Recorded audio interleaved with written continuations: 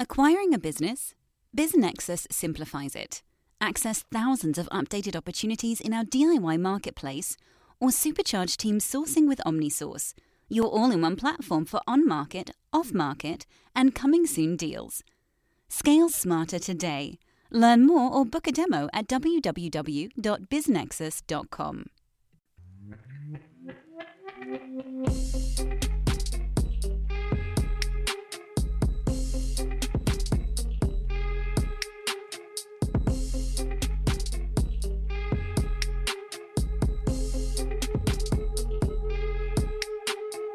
Disclaimer from the always present legal team. Podcast conversations don't necessarily reflect the views of BizNexus Incorporated. Everything you hear is informational news and updates from around the industry. We're not recommending any investments. We're not offering any investment advice. Be sure to do your own homework.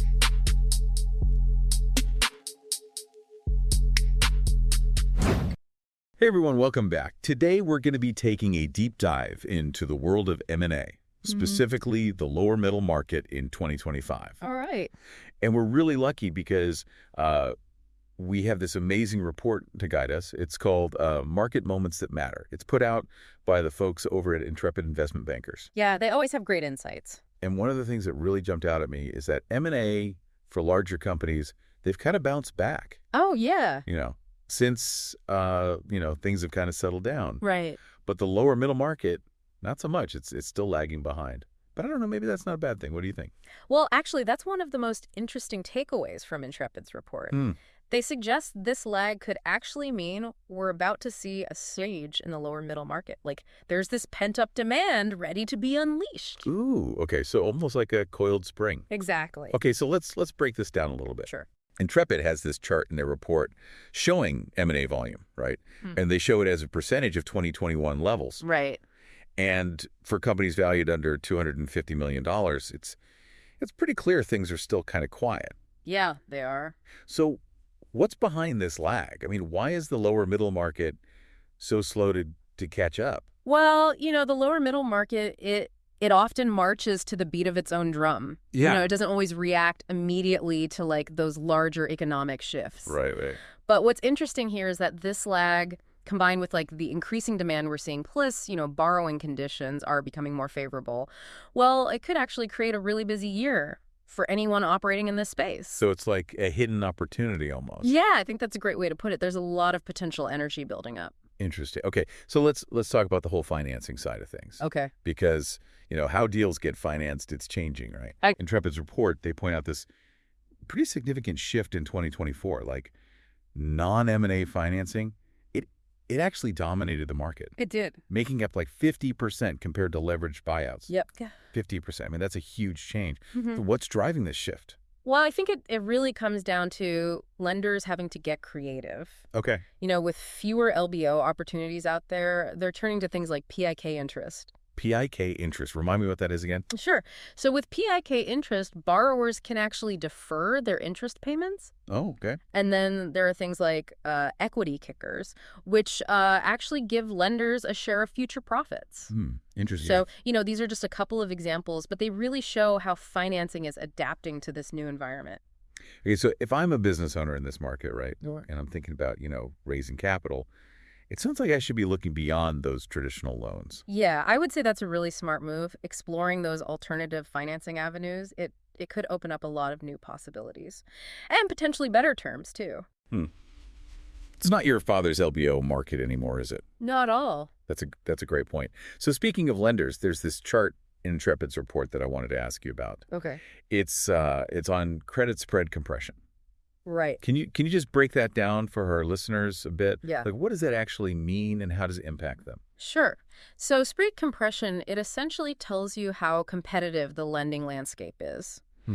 So, a compressed spread basically means that lenders they're competing fiercely for deals. Okay. Which is good news for borrowers, right? Yeah. Because it can mean lower interest rates and better terms. So more competition means better deals. Generally speaking, yes. But, and this is important, Intrepid also points out that lenders are becoming a lot more selective. Okay. Especially when it comes to complex deals. So having a strong business case, with solid financials, that's absolutely crucial. Okay, so lenders are being cautious, even though there's all this competition. So what should borrowers be focusing on make themselves look attractive? Well, lenders, they're really laser focused on stable cash flow and, ample liquidity. So demonstrating consistent financial performance, I mean, that's key to securing those favorable terms. So you got to have your financial ducks in a row, right? Exactly. Okay. Now, let's talk about the Fed. Yeah. There's the elephant in the room, right? Yeah. Intrepid's report, it mentions a shift in market expectations regarding the Fed's easing policy in Q4 2024. And it seems like they're taking a more gradual approach than a lot of people initially anticipated. Yeah, they are. So what does this mean for our listeners? Well, essentially, the Fed they're tapping the brakes a bit. Yeah. Their December forecast projected only 2 rate cuts in the next year. So while easing is definitely still on the table, it's happening a lot slower than some had hoped.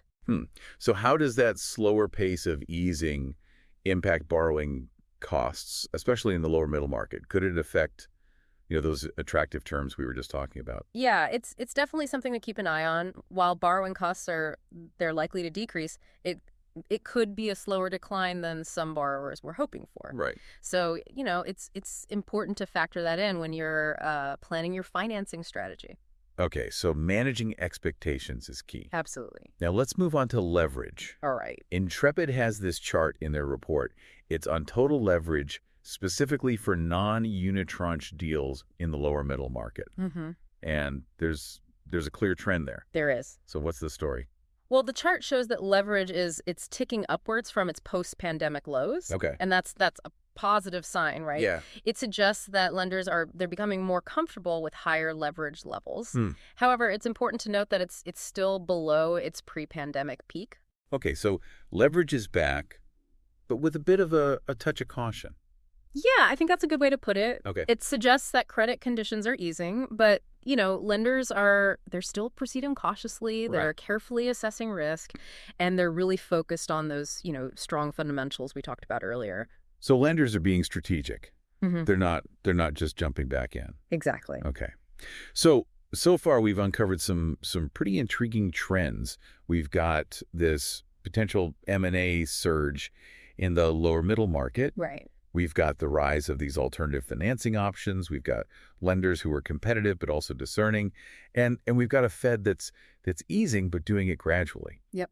But before we move on, I want to just highlight a key takeaway for our listeners. Okay, sounds good. Given all these factors we've been talking about, 2025, it really has the potential to be a year of opportunity in the lower middle market. It does. But success is likely going to favor those who are prepared. Yeah. So if you're considering an acquisition, if you're thinking about raising capital, now is the time to really refine your strategy.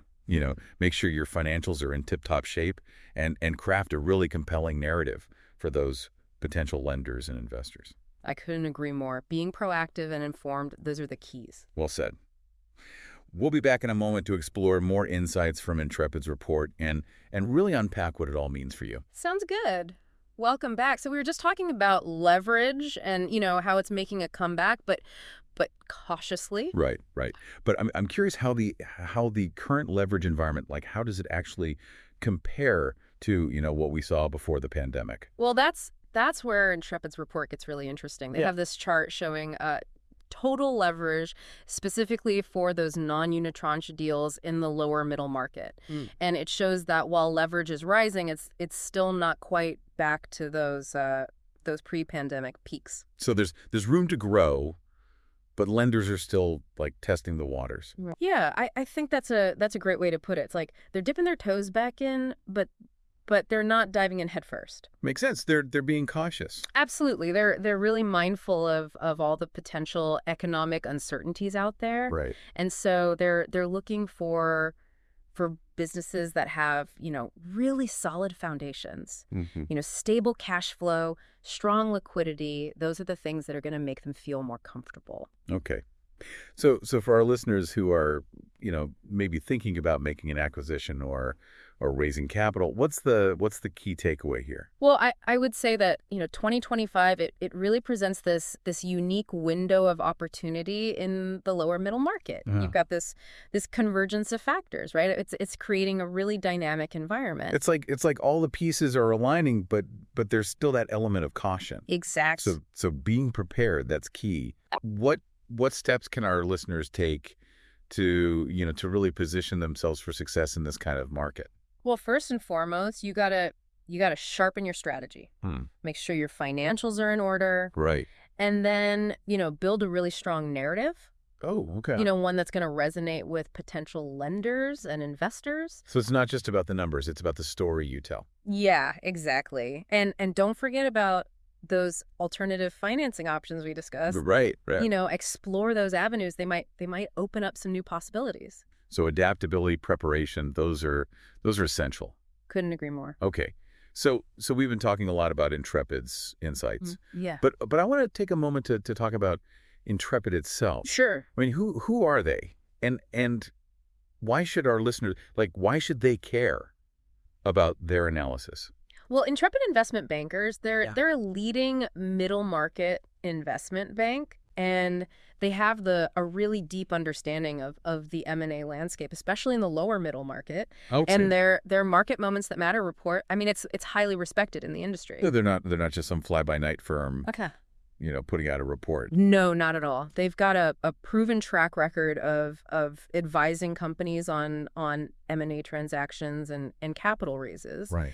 And their insights they're valuable because they're based on real-world experience and data. They really understand the nuances of the lower middle market. Okay, so for our listeners out there, if you're looking for guidance, on how to navigate the complexities of M&A in this market, it sounds like Intrepid is a firm worth considering.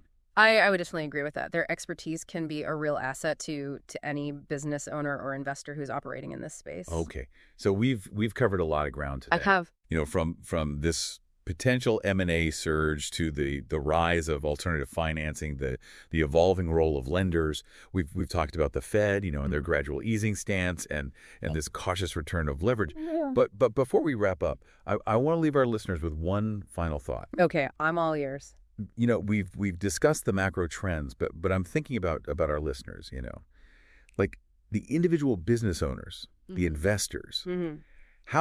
How can they take these insights and turn them into actionable steps, for their businesses? Yeah, that's the crucial question, right? It's all about connecting those dots between the broader market dynamics and your specific situations. So, right. So ask yourself, how can I leverage these trends to my advantage? Exactly. Are you positioned to capitalize on this potential M&A surge? Could exploring those alternative financing options, could that unlock new growth opportunities for your business? Those are the kinds of questions that can really help you turn those insights into action. And remember, you don't have to go it alone. There are resources out there like Intrepid that can provide expert guidance and support. So don't hesitate to reach out and seek help if you need it. Yeah, sometimes having that experienced partner can make all the difference. Absolutely. Well, this has been a very insightful deep dive. It has. I feel like I've learned a lot, and I hope our listeners have too. It's been a pleasure exploring these topics with you and our listeners. Absolutely. And we'll be back in just a moment to answer some listener questions and share some additional resources. Sounds good. All right, and we're back for the final part of our deep dive into the lower middle market M&A outlook for 2025. Looking at all this stuff in Intrepid's report, it really highlights just how dynamic this market segment is becoming. It really does. Yeah. Yeah, there's a real sense of opportunity out there. Yeah, it feels like the perfect time to address some questions that our listeners might have, after absorbing all this information. So let's dive into the mailbag and see what people are asking. Sounds good to me. All right, so our first question comes from Sarah, a business owner in the manufacturing sector. And Sarah asks, with all this talk about alternative financing, what are some specific examples? And how do I know if they're right for me? That's a great question, Sarah. As we mentioned earlier, it's not just about those traditional leveraged buyouts anymore. Lenders they're getting creative, right? With options like PIK interest, which allows you to defer those interest payments, or equity kickers, where the lender actually gets a share of your company's future profits. Those are just a couple of examples. And whether they're right for you, it really depends on your individual circumstances and your risk tolerance. So it's about finding the right tool for the job. Exactly. It's crucial to carefully evaluate the terms and conditions of any financing arrangement, right? Make sure it aligns with your long-term goals. A good financial advisor can help you navigate those options and determine what the best fit is for your business. Great advice. Our next question comes from John, an investor who's looking to enter the lower middle market. And John asks, given the competitive lending landscape, how can I make my investment opportunities stand out to lenders? That's a key question, John. Remember, they're seeking stability, they want predictability, and they want a strong management team. Right. So to make your opportunity shine, you really need to highlight those aspects. Focus on demonstrating consistent cash flow, a healthy balance sheet, and a clear and well-defined growth strategy. And don't forget the power of a compelling narrative. Oh, absolutely. Investors and lenders, they're drawn to stories they can believe in. Yeah. Clearly articulate your vision, showcase your team's expertise, and demonstrate why your opportunity is worth their investment. All right, let's take one more question. This one comes from Maria, a CEO who's considering an acquisition. And Maria asks, with leverage returning, but cautiously, how much leverage is too much? That's the million-dollar question, Maria. And unfortunately, there's no one-size-fits-all answer. The ideal leverage ratio, it really depends on a lot of factors. It depends on your industry, your company's financial health, and your risk tolerance. So it's about finding that sweet spot. Exactly. Too much leverage, it can expose your business to unnecessary risk, right? But too little, well, that might limit your growth potential. Right. The key is to strike a balance that allows you to pursue those acquisitions strategically without, jeopardizing your financial stability. So thoughtful planning and careful consideration are essential. Absolutely. Well, those are some great questions, and I hope our answers have, provided some valuable insights for our listener. Me too. It's been a pleasure exploring these topics today. Absolutely. As we wrap up this deep dive into the 2025 lower middle market M&A outlook, I want to leave you with one final thought. The lower middle market, it's bringing with opportunity. It is. There are deals to be made. There's growth to be achieved. Absolutely. But remember, knowledge is power. Stay informed, be adaptable, and don't hesitate to seek out expert guidance when you need it. Well said. That's a wrap on our deep dive. Thanks for joining us, and we'll catch you on our next deep dive adventure. Thinking of exiting your business or taking on a private equity partner to help you grow faster? BizNexus has you covered. Tap into our network of thousands of best-fit investors, acquirers, and proven M&A advisors, and we'll help you begin the relationship confidentially on your terms, your timeline. Learn more at biznexus.com.